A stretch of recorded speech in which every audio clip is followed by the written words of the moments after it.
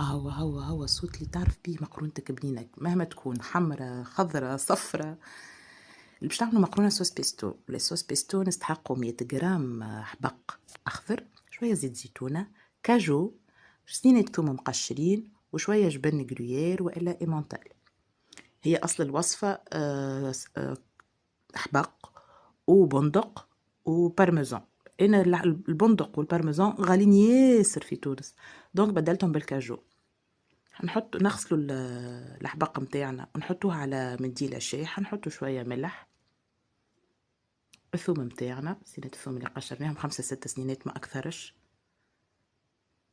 نحطوا الكاجو متاعنا، الكاجو تنجموا تبدلوه بالفستق والا بالبندق، راهو 50 جرام يعمل فرق كبير، معناها هي الكلها في الكل 50 جرام. معناها شويه زيت زيتونه، كعبة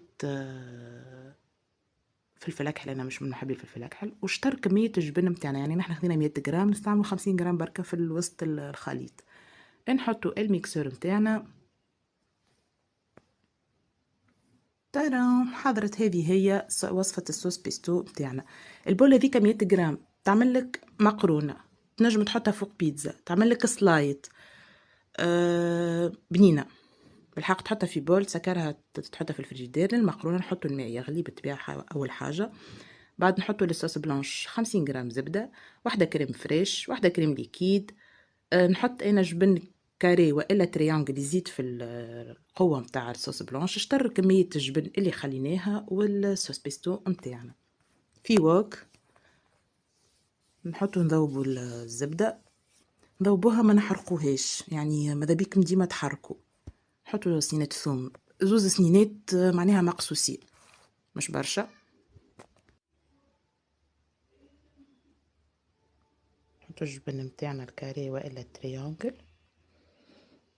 خلطوهم في بعضهم بالكدا. الكريم فريش متاعنا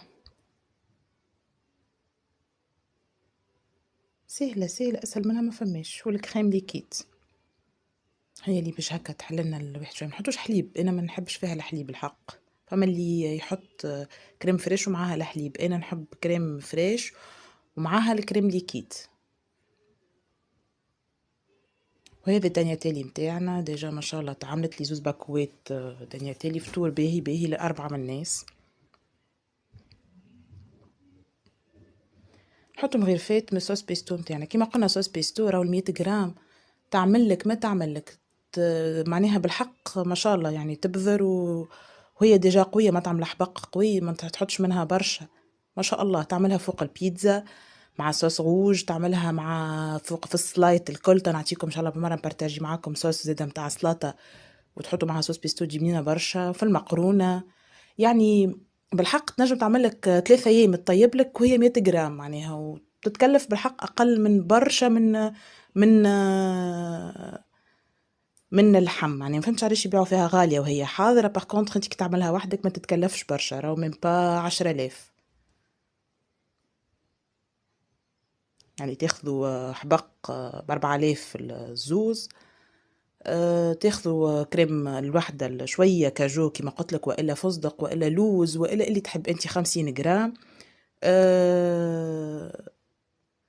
فوحنيها شويه بالكركم وشويه تبلو كرويه. هذا اختياري، انا نحب التوش التونسيه متاعنا، اللي ما يحبش هو حر. انا نحب هكا نعمل ريحه تونس في كل طنجره، لازم لومبرانت متاعنا.